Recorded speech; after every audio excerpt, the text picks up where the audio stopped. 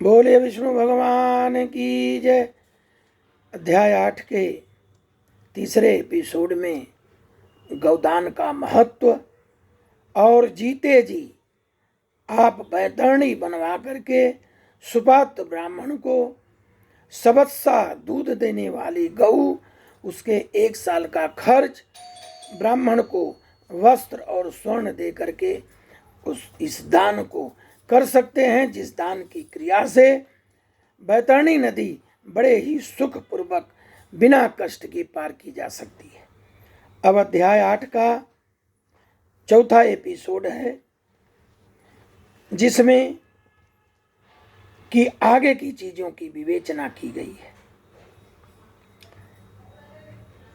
इसमें कहा गया है कि जब कभी भी श्रद्धा उत्पन्न हो जाए, जब भी दान के लिए सुपात्र प्राप्त हो जाए, वही समय दान के लिए पूर्ण काल है। क्योंकि संपत्ति अस्थिर है, शरीर नश्वर है, संपत्ति सदा रहने वाली है नहीं, और मृत्यु प्रति क्षण निकट आती जा रही है। इसलिए धर्म का संचय करना चाहिए। अपनी धन संपत्ति के अनुसार किया गया दान अनंत फल वाला होता है। इसलिए अपने कल्याण की इच्छा रखने वाला व्यक्ति को, विद्वान ब्राह्मण को दान देना चाहिए।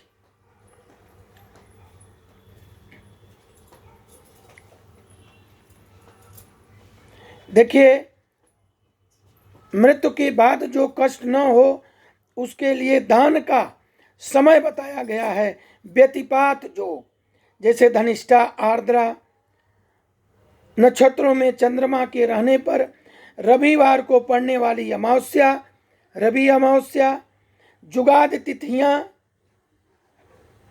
सतयुग की प्रारंभिक तिथि जैसे वैशाख शुक्ल तृतीया, त्रेता की आरंभिक तिथि कार्तिक शुक्ल नवमी, द्वापर की प्रारंभिक तिथि भाद्र कृष्ण त्रयोदशी, कलयुग की आरंभ तिथि माघ अमावस्या, इन दिनों में सबस्सा गौ का दान करना चाहिए।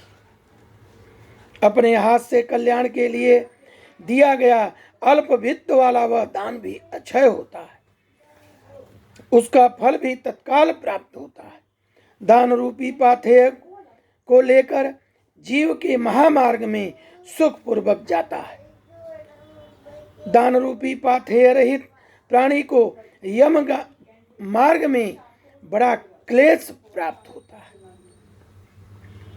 कहा गया कि यानी यानी च दानानि दत्तानि भूयमानि वह यमलोक पथेतानि हिपति तिष्ठन्त जागृतः महापुण्य प्रभावेण मानुषम जन्म लभ्यते यस्तस् प्राप्त चरित धर्म स याति परमाम गतिम।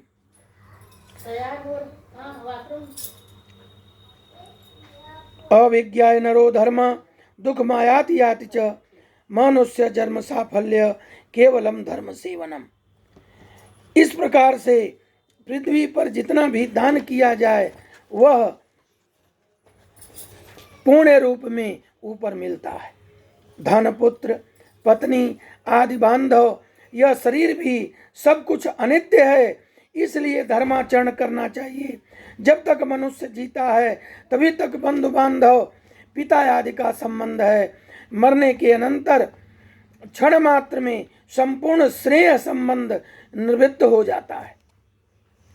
जीवितावस्था में अपनी आत्मा ही अपना बंधु है, ऐसा बार बार विचार करिए कि मरने के बाद अनंतर कौन उस उद्देश्य से दान देगा कि नहीं देगा। इसलिए स्वस्थ अवस्था में सब कुछ दान धर्म करना चाहिए। शरीर आग से जल जाता है, किंतु किया हुआ कर्म साथ में रहता है। प्राणी को कुछ पाप अथवा पुण्य करता है, उसका वह सर्वत्र भोग प्राप्त करता है। इस दुखपूर्ण संसार सागर में कोई भी किसी का बंधु नहीं है। प्राणी कर्म संबंध से संसार में आता है और फल भोग कर कर्म क्षय होने पर पुनः चला जाता है। माता पिता, पुत्र, भाई, बंधु, पत्नी आदि का परस्पर मिलन प्याऊ पर एकत्र हुए जंतुओं के समान है। जो नदी में बहने वाले काष्ठ समूह समान नितांत चंचल और अस्थिर है। किसके पुत्र, किसके पौत्र, किसकी भार्या, किसका धन, यह संसार किसी का नहीं है। इसलिए दान धर्म स्वस्थ अवस्था में करते रहें। पूर्व जन्म में किए हुए दान का फलस्वरूप आज यह सारा धन प्राप्त हुआ है। इसलिए ऐसा जानकर धर्म के लिए धन देना चाहिए। धर्म से अर्थ की प्राप्ति होती है, धर्म से काम की प्राप्ति होती है, धर्म से ही मोक्ष की प्राप्ति होती है। इसलिए धर्माचरण जरूर करना चाहिए। कहा गया धर्मात् प्रजायते अर्थश्च धर्मात् कामो अभिजायते धर्म एवापवर्गाय तस्मात् धर्म समाचरेत्। तो अब इस प्रकार से जो है ये 8वां गरुड़ पुराण का 8वां अध्याय संपन्न हुआ और आगे का फिर 9वें अध्याय में इसका 2, 3, 4 श्लोक बचा हुआ शेष और आगे की विवेचना की जाए। बोले विष्णु भगवान की जय।